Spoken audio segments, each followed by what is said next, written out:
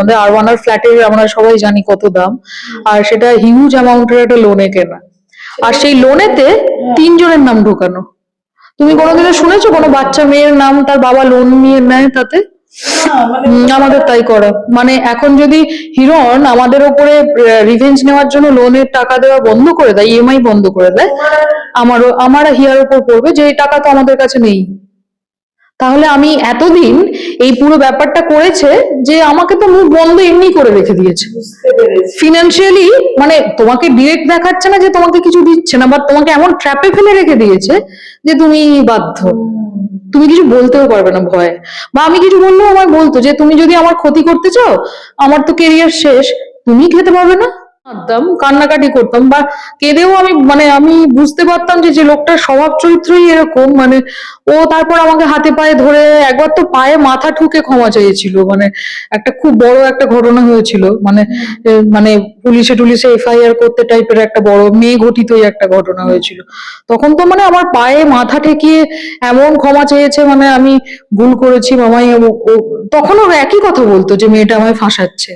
কখনো ও আমার তখন সবসময় নেলস করা থাকতো, একবার দেখে বলছিল যে বৌদি তোমার নেলসটা কি সুন্দর, আমিও একবার করবো। আমি বললাম, হ্যাঁ হ্যাঁ করো না, খুব ভালো লাগবে।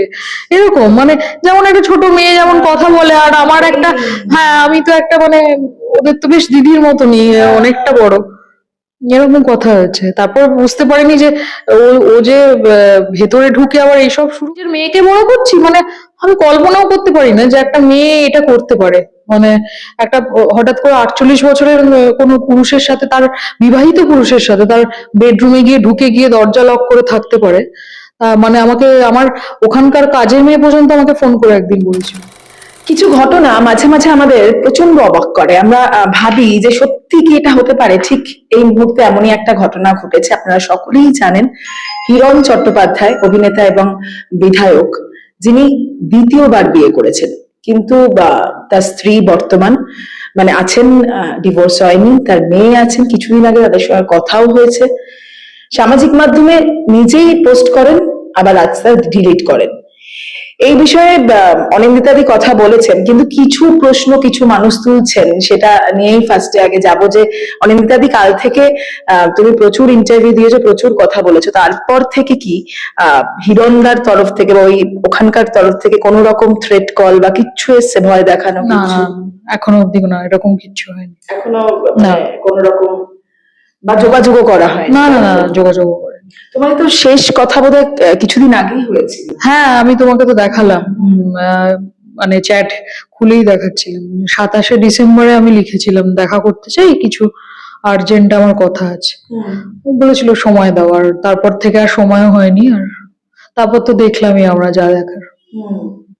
তো যেটা একটা প্রশ্ন উঠছে অনিন্দিতাদি, তুমিও জানো যে মানে অনেকেই করছেন অদ্ভুত ব্যাপার, যে মানে যে 19 বছর হিয়ার বয়স আমরা জানি, মানে অনিন্দিতাদির মেয়ের বয়স, এবং তোমাদের বিয়ের বয়স হচ্ছে 25 বছর। সেক্ষেত্রে অনেকেই বলছেন যে হিরণ চ্যাটার্জির বয়স নাকি 40 বছর, সেটা তার প্রমাণও আছে। তো এটা নাকি মিথ্যে অনেকেই। হ্যাঁ, এটা কি বলবে? না, আমি তাহলে আধার কার্ড দেখাই না বা পাসপোর্ট দেখাই? মানে হিরণের তো সবই আমার কাছে আছে, তাহলে সেগুলো দেখালে তো আপনারা অ্যাটলিস্ট প্রমাণ পাবেন। আর এবার আপনারাও তাহলে প্রমাণ করুন। আপনারা যে বলেছেন যে আমি প্রমাণ দিতে পারি, তাহলে আপনাদের প্রমাণটাও কিন্তু এবার চাই। তাহলে কে মিথ্যে বলছে তার প্রমাণ হয়ে যাবে। তো আমি অনেকবার বলেছি আমার মানে আমি তোমায় চাইলে আমি অর্পিতা তোমায় দেখাতে পারি, তুমি দেখতে চাইবে? হ্যাঁ, 1982 সালে আমার জন্ম, 1 অক্টোবর। আর আমার বিয়ে হয়েছে 2000 সালের 11ই ডিসেম্বর। তো আমার তখন 18 বছর 2 মাস বয়স, আর হিরণ তখন 24 বছর, আমার চেয়েও 6 বছরের বড়। হ্যাঁ, তো এবার আপনারা হিসেব করে নিন, আমি ঠিক বিয়ের 5 বছর পরে কনসিভ করেছি। 2006-এ আমার মেয়ে হয়েছে নিয়ে আসা। হ্যাঁ, আর মানে আমার সবচেয়ে দুঃখের যে আজকে 25 বছর বিবাহিত জীবন কাটানোর পরও আমাকে প্রেসের সামনে এসে এগুলো ক্লারিফিকেশন দিতে হচ্ছে, সবচেয়ে দুঃখের। তাতেও কিছু মানুষ বলছেন যে কেন এতদিন চুপ ছিলেন, তুমি তো এখনো চুপই থাকতে।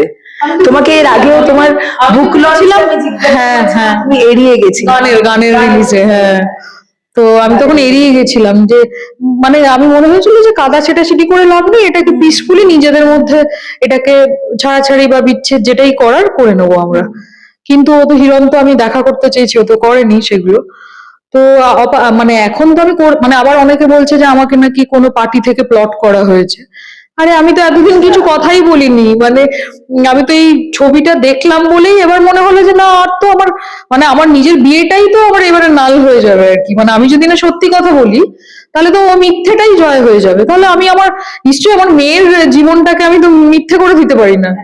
আমার বিয়ে মিথ্যে মানে আমার মেয়েও মিথ্যে না, আমি তো সেটা হতে দেবো না মা হিসেবে। হ্যাঁ, আপনারা যারা বলছেন একটু সাবধানে একটু কথাগুলো বলবেন, জীবনে কিন্তু সবকিছু ফিরে আসে। এই যে হিরণেরও আজ যা কিছু অবনতি দেখছেন, এগুলো সব পাপের ফল, আর কিচ্ছু না। আমরা এই ঘটনা অনেকদিন থেকে একাধিক মহিলার ক্ষেত্রে শুনেছি, এবং আমার মনে হয় তুমি টলিউডেও কিছু খবর পেয়েছো যখন অভিনয় করতো, তুমি বোধহয় কোনোদিনই কিছু সামনে আনতে দাওনি, স্বামী হিসেবে শুধু প্রোটেক্ট করে গেছো। আমি ইভেন আমার বন্ধু বান্ধবদেরও বলতাম না সেই সব, মানে আমি আমার জাস্ট মেনে নিতে যে ঠিক আছে আমি না, আমি ওর কাছে কাঁদতাম, কান্নাকাটি করতাম, বা কেঁদেও আমি মানে আমি বুঝতে পারতাম যে যে লোকটার স্বভাব চরিত্রই এরকম। মানে ও তারপর আমাকে হাতে পায়ে ধরে একবার তো পায়ে মাথা ঠুকে ক্ষমা চেয়েছিল। মানে একটা খুব বড় একটা ঘটনা হয়েছিল, মানে মানে পুলিশে টুলিশে এফআইআর করতে টাইপের একটা বড় মেয়ে ঘটিতই একটা ঘটনা হয়েছিল। তখন তো মানে আমার পায়ে মাথা ঠেকিয়ে এমন ক্ষমা চেয়েছে, মানে আমি ভুল করেছি মামাই। তখন ওর একই কথা বলতো যে মেয়েটা আমায় ফাঁসাচ্ছে। হ্যাঁ, মানে মানে যে কোনো মেয়ে হ্যাঁ, সবাই প্লট করছে। হ্যাঁ হ্যাঁ হ্যাঁ, এটা এখন দেখেছি, এটা প্যাটার্ন ওর। বিশ্বাস করেছো আমি একদম বাবা, আমি বিশ্বাস করে আমি বলেছি না। আবার আমাকে বলেছি তুমি গিয়ে এফআইআর করো যে আমাদের দাম্পত্য জীবন ভেঙে দেওয়ার জন্য একটা বাইরের মেয়ে চেষ্টা করছে। কেন ইভেন এই ঘটনাটাতেও আমাকে বলেছে একবার যে আমাকে মেয়েটা ব্ল্যাকমেলিং করে, তুমি কেন কোনো স্টেপ নিচ্ছ না। হ্যাঁ, ও ঋতিকার নামে তোমায় বলেছে ব্ল্যাকমেল? ও ঋতিকার সাথেই থাকে, আবার ঋতিকার নামে আমাকে এসে বলছে যে তুমি কোনো ওর এগেনস্টে স্টেপ নিচ্ছ না। মানে আমি দেখলাম যে মানুষটার হয় মাথা খারাপ, নয় এত শয়তান। আর আমি এই জটিলতার মধ্যে একদম থাকতে চাই না। আর তখনই আমি নিজের মতন করে আমার নিজের কেরিয়ার শুরু করেছি, খুব দেরিতে শুরু করেছি। আপনারা এটা নিয়েও আবার বলবেন যে নিজের কেরিয়ার এত দেরিতে কেন। বুটিক ক্যাফে করেছি, তোমরা তো জানোই, আমি তো তোমাদের সাথে এত ক্লোজ কথা বলি। হ্যাঁ, এবং তুমি যেটা বলছিলে যে এই মেয়েটিকে তুমি অনেক বছর আগে থেকে বোধহয় চিনতে। 2021-এ যখন ওই বিধানসভা ভোটে আমি খড়গপুরে ছিলাম 1-1.5 মাস, তখন থেকে আমি মহিলা মোর্চাতে দেখেছি ওকে। আরো ছোট, হ্যাঁ ছোট তো, হ্যাঁ তখন কত 5 প্রায়, হ্যাঁ 17-18। ওটাই তো আমি বলছিলাম যে কোন 17 বছর বয়সী মেয়ে মানে এসে পার্টি করে, তো ওটা নিয়ে আবার অনেকে বলেছেন দেখলাম। তো হ্যাঁ, আমি ওটা বলা ঠিক হয়নি। যারা খুব প্যাশনেট হয় তারা বাড়ির মনে হয় বাচ্চা মেয়েদেরও পড়াশোনা বন্ধ করিয়ে দিয়ে পার্টিতে পাঠায়। হ্যাঁ হ্যাঁ হ্যাঁ হ্যাঁ, পড়াশোনা ছেড়ে ওরকম পার্টিতে ঘুরছিল, আমি দেখেছি ওকে, তখনই দেখেছি। তোমার মানে কথোপকথন হয়েছে কখন তোমার সঙ্গে? হ্যাঁ, ও কখনো আমার তখন সবসময় নেলস করা থাকতো, একবার দেখে বলছিল যে বৌদি তোমার নেলসটা কি সুন্দর, আমিও একবার করবো। আমি বললাম, হ্যাঁ হ্যাঁ করো না, খুব ভালো লাগবে। এরকম মানে যেমন একটা ছোট মেয়ে যেমন কথা বলে, আর আমার একটা, হ্যাঁ আমি তো একটা মানে ওদের তো বেশ দিদির মতনই, অনেকটা বড়, এরকম কথা হয়েছে। তারপর বুঝতে পারিনি যে ও যে ভেতরে ঢুকে আবার এইসব শুরু করেছে। এটা মানে আমি যেহেতু এই আদর্শের মেয়ে নই, তো আমার আমি স্বপ্নেও ভাবিনি। আমি তো আমার নিজের মেয়েকে বড় করছি, মানে আমি কল্পনাও করতে পারি না যে একটা মেয়ে এটা করতে পারে। মানে একটা হঠাৎ করে 48 বছরের কোনো পুরুষের সাথে, তার বিবাহিত পুরুষের সাথে তার বেডরুমে গিয়ে ঢুকে গিয়ে দরজা লক করে থাকতে পারে। মানে আমাকে আমার ওখানকার কাজের মেয়ে পর্যন্ত আমাকে ফোন করে একদিন বলেছিল, দিদি জানো এইসব হয় এখানে, বলছে তুমি যদি চাও আমি তোমাকে ভিডিও করে পাঠাতে পারি। আমার নিজেরই এত লজ্জা হয়েছে, আমি বললাম না না, এসব কিছু করতে হবে না। মানে আমার মনে হয়েছে যে এই লোকটাকে তো আমি এরকম ঝগড়া করে করে করে আর কতদিন কাটাবো, আমি বদলাতে পারবো না, এ বদলাবে না। আর আর ওটা এটা খুব প্রাউডলি করতো। আর যেহেতু প্রত্যেকবারে দেখেছে যে আমি কিছু আর বড় স্টেপ নিইনি, হ্যাঁ অ্যাবসলিউটলি, মানে ও জানে যে মামায়ের কোনো ডানা নেই যে উড়ে আমার কাছ থেকে বেরোবে, এই তো আমার কাছেই থাকবে, এর মতন লয়াল মেয়ে হবে না, এটাও বুঝে গেছিল। তো সেটারই সুযোগ নিয়েছে, এত বছর সুযোগ নিয়েছে, আজও নিয়েছে। মানে এত দিন অবধি আমি এত কিছু জেনেও মানে আমার মেয়ের সঙ্গেও অনেক রকম মেন্টাল টর্চার করেছে। আমার মেয়েকে বসে ঘরেতে বলতো আর কি যে ও তো তোমারই বয়সী, তুমি তো সাইকোলজি নিয়ে পড়ো, ওর একটু সাইকোলজিটা বলো তো, এরকম আমাকে অত্যাচার করছে, কি করা উচিত। মেয়েকে এটা বলতো মানে আমি এবার তখন যেই আমি আলোরা থেকে বাড়ি ফিরতাম আর মেয়ে দেখতাম চোখ মুখ শুকনো কিরকম হয়ে আছে, আমি বললাম তুই কি মানে তোর কি হয়েছে এরকম কেন, মানে ও তখন বলতো না যে আমি কিছু রিয়াক্ট করে, যদি মানে আমি নিয়াশাকে নিয়ে কিছু বললাম আমি সাংঘাতিক রিয়াক্টিভ থাকি। তো মানে আমার একমাত্র মানে ওই জীবনের যে যাকে আমি আমার শেষটুকুনি দিয়ে যেতে চাই আর কি, যে ওর মধ্যে থাকুক আমার যেটুকুনি ভালো আছে। তো আমি ওরকম বলতাম যে কি হয়েছে তখন। অনেক দিন পরে আমাকে আমরা দুজনেই তখন একজন থেরাপিস্টের কাছে গেছি, যে একদম আমরা মেন্টালি ভালো ছিলাম না, আমার হিয়ার মধ্যে ঝগড়া হচ্ছে, মানে হিরণ এরম করতো, মানে আমি আলোরাতে বেরিয়ে এলেই আমার মেয়ের কাছে আমার নামে বলছে, আর যেই আমি বাড়িতে আছি আমার যেদিন অফ থাকে আমি বাড়িতে আছি আমাকে বলছে হিয়া বলছে ও সব সময় কলেজে টপ করে, ও কখন পড়াশোনা করে গো। না আমি তখন বলছি যে সত্যি হ্যাঁ আমি তো পড়াশোনা করতে খুব একটা দেখি না, তাহলে কি করে করে। তো হিয়া বলছে মানে মা আমি রাত জেগে পড়ি, বলতে বলতে কাঁদছে, তোমাকে এসব কে বলেছে, আমি বললাম পাপাই বলছিল। তখন বলছে যে মানে মানে বাবা বাবা মানে ও না ডিভাইড এন্ড রুল পলিসি যেটাকে বলে ওইটা খুব ভালো করতে পারে। আমি ইভেন এটাও একদিন বলেছিলাম যে ঋতিকা দেখি একটা বাচ্চা মেয়ে ওরা এত কি করে সাহস হয় এসব করছে, আমি একদিন ওর সাথে কথা বলবো বসে, যে তুমি বিবাহিত জীবন সম্বন্ধে তোমার কোনো আইডিয়া নেই কি কি সহ্য করতে হয়, শুধু ওই সিঁদুর পরা আর হাতে ওই ঝনঝন করে এটা পরে ঘোরা মানেই বিবাহিত জীবন নয়। মানে ও হয়তো একদিন আমার মতন বয়সে আসবে, সেদিন হয়তো বুঝবে বা নাও বুঝতে পারে, প্রচুর মেয়ে থাকে কি এইসব ডেপথ তো থাকে না, তারা বোঝে না, আমি সেসবে যাচ্ছি না। তো হ্যাঁ সেটাই বলছিলাম আর কি, যে এরকম মেয়েকে আমিও দুজনেই তখন কাউন্সিলিং এ গেছি, যে তখন ও ওখানে বলছে ওই ভদ্রলোকের কাছে যে তুমি জানো মা আমি আমাকে বলতে বাবা বারণ করেছে, বাবা কিন্তু আর এখানে বেশি দিন থাকবে না আমাদের সঙ্গে। আমি বললাম, মানে তখন বলছে বাবা কিন্তু আবার অন্য প্ল্যান করছে পালিয়ে যাওয়ার, মানে এখনো হিরণ কিন্তু পালিয়েই গেছে কোথাও, মানে আমরা যে বেনারসের ছবি এই সরি বেনারসের ছবি দেখছি, বেনারস বোধহয় নেই। না এটা তো 2025 সালে, সেপ্টেম্বরে বিয়েটা, হ্যাঁ 2025 সালে সেপ্টেম্বরে বিয়ে মার্চ করেছে। পাওনি তখন সেপ্টেম্বর। না না না না না, আমি ইভেন মানে এইসব এত ন্যাস্টি থিং, মানে আমি আমার মেয়েকে বসিয়ে থেকে বাবার প্রোফাইল আর মেয়েটার প্রোফাইল সমস্ত ও আগে দেখতো, আর এগুলো থেকে প্যানিক অ্যাটাক হতো, নানা রকম আমি দেখেছি প্রবলেম হয়। আমি বলেছি যে হিয়া তুই আমাকে যদি ভালোবাসিস একটা জিনিস করবি, তুই ওগুলোকে ব্লক করে দে, দেখিস না, দরকার নেই দেখার। কতজনের তো বাবা থাকে না, তাই না, তারা কি তুই ভাবছিস বেঁচে থাকে না, এরকম ভাবে ভাব না। তো ও সব ওগুলা দেখতো না, মানে আমরাও দেখতাম না। এবার আমি দেখেছি মানুষের এইটুকুনি মানে ইমোশন আছে যে আমাদেরকে কেউ যেচে পাঠাতেও না, যে এই দেখো অনেকদিন দিয়ে এটা দেখলাম ওটা দেখলাম। হ্যাঁ যারা সেন্সেবল হবে আর যারা মানে আমার প্রতি এইটুকুনি সহানুভূতি থাকে তারা এসব কেউ করতেও না। একদমই। হ্যাঁ। সেপ্টেম্বরের পর ডিসেম্বর তোমাদের কথা হয় এবং তুমি তখনও জানো না যে বিয়ে হয়েছে, বা বোধহয় ঘুরতেও গেছিল ওরা। হ্যাঁ ভিয়েতনামে গেছিল, হ্যাঁ সেটা আবার আমার জন্মদিনের সময়। মানে হানিমুন হ্যাঁ মানে 25 বছর 24 বছর আমাকে সব সময় আমাকে আমার জন্মদিনে কিন্তু 12টার সময় উইশ করতো সারা জীবন।